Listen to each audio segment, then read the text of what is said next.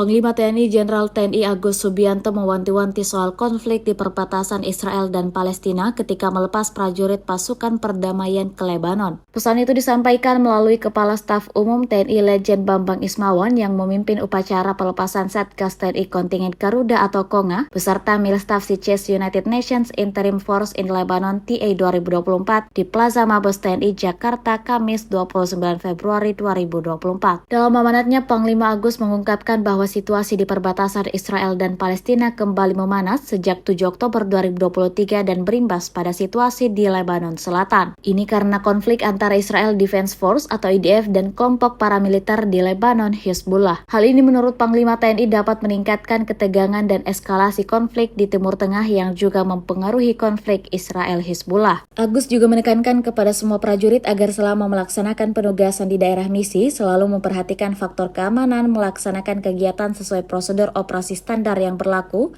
dan melaporkan secara berkala perkembangan situasi di daerah misi.